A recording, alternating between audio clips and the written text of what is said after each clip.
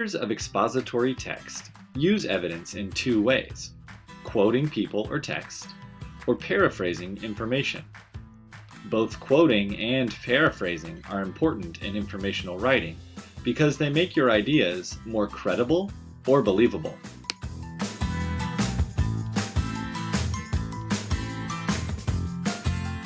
When to quote and when to paraphrase takes practice. However, we can look at model texts to gain an idea of when to use each style of evidence.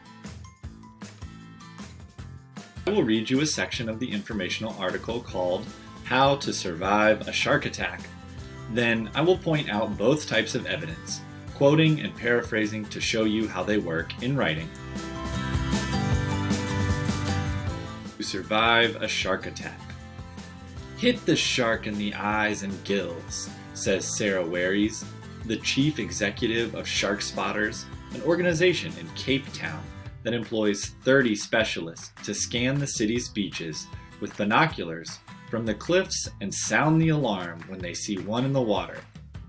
The bay along the city's coastline is home to one of the largest aggregations of great whites in the world. Spotters have recorded some 2,200 since the program started 14 years ago. Attacks are exceedingly rare, even in Western Cape Province, where 57 people have been bitten, 13 of them fatally, since 1920. Violently hitting and clawing at a shark in its most tender regions can scare it off. The nose is also sensitive, but it's dangerously close to the teeth, Waries says.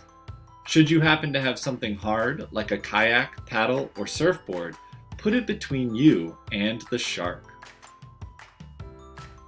Okay, quotes are easy to spot in writing because the punctuation marks, called quotation marks. These go before and after the text that you directly copy from somewhere else. Also, notice that the writer says where the quote came from by saying, "says Sarah Waries," or "says Sarah Wares." In this article about surviving a shark attack, quoting an expert is effective because the reader feels like they can really believe the information. In this writing, the author paraphrases facts about shark attacks in the first paragraph. When the author includes facts that were clearly researched but puts them in her own words, she is paraphrasing.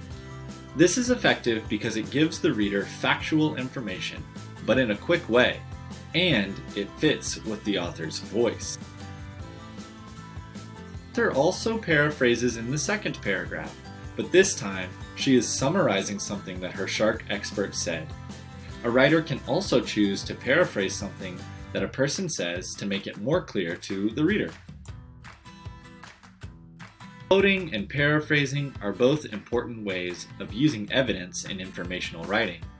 They help the writer inform the reader, which is the purpose of informational writing.